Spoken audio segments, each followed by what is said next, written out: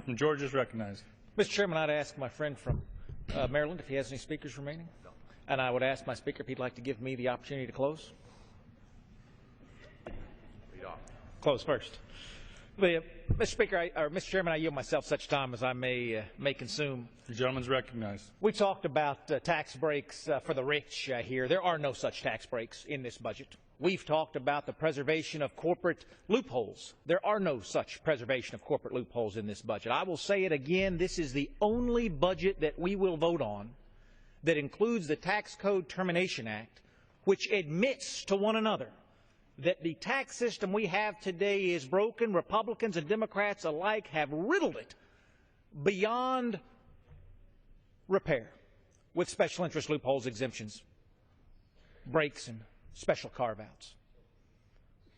I, Mr. Chairman, am the co-sponsor, the lead sponsor of the fair tax, the only proposal on Capitol Hill that abolishes every single deduction, exemption, exception in the tax code. So nonsense if folks will suggest that this is a budget for special interests. Let me tell you what this is a budget for. This is a budget for working Americans. Because, Mr. Speaker, Mr. Chairman, you saw it earlier when the chairman of the Republican Study Committee held up this chart.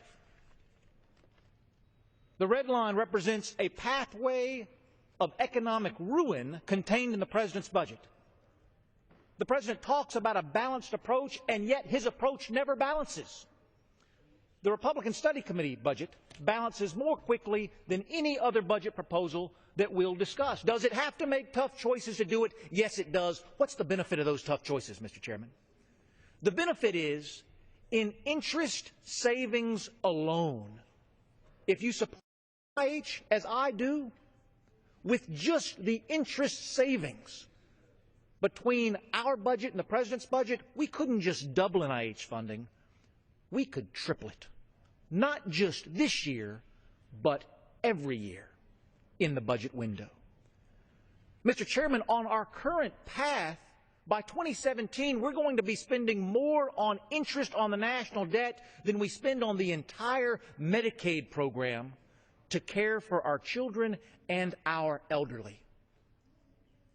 By 2020, we'll spend more on interest on the national debt under the president's proposal than we will on all national security concerns combined.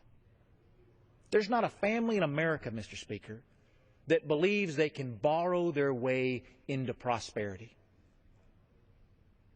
The interest that we pay on the debt that the president proposes that this nation borrows steals opportunities from our children. It is immoral to advance our generation today at the expense of generations tomorrow. Does this budget make tough choices? It does.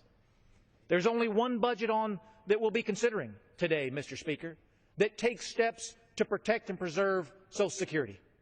That's the RSC budget. There are only two budgets that we'll be considering today that take steps to ensure the solvency of Medicare for generations to come. That's the RSC budget and the Budget Committee budget. Mr. Speaker, you cannot talk about a balanced approach that does not balance.